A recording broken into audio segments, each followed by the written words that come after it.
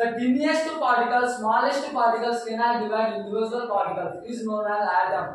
The inside of the atom there are three subatomic particles are presented in the atom. There are electron, proton, and neutron. The electron has the negative charge, always negative charge of electron, and proton has the positive charge of proton, and neutron has the there is no charge of neutron. Why? Because the n power 0 is the 0.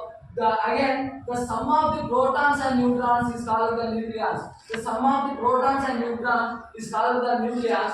Again, let us discuss about who discovered the electron and what is the charge of electron, what is the mass of electron, and the electron discovered by the J.J. Thomson. The electron discovered by the J.J. Thomson. The charge of the electron is 1.602 into 10 to the power of minus 19 coulombs.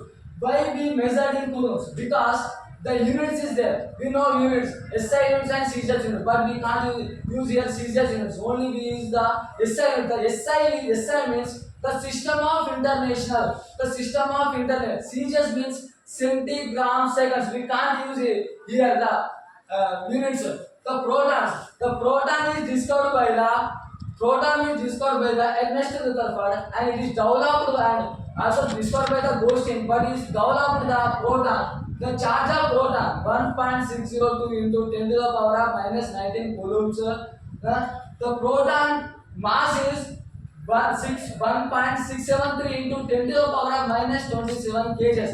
Why we measure in kgs? Why? Because the SI unit of mass is kgs.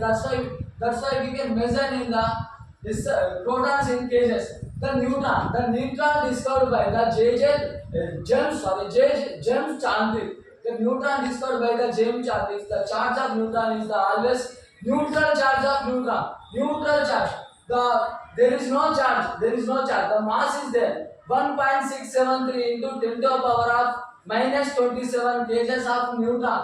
Let us, what is atom? In atom is, we know atom is subatomic particles, electron and proton, neutron. Atom is made up with subatomic particles. The elements are made up of pure substance. The elements made up with pure substance. There are example, gold is there, that is a pure substance now, and silver is there, that is also one of the example of the pure substance. That's why the elements are made up with the pure substance. There are example of gold and silver.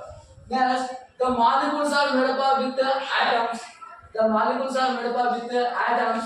And let us we discuss about the spectrum. The what is spectrum? The spectrum means the number of wavelength and frequency is known as the spectrum.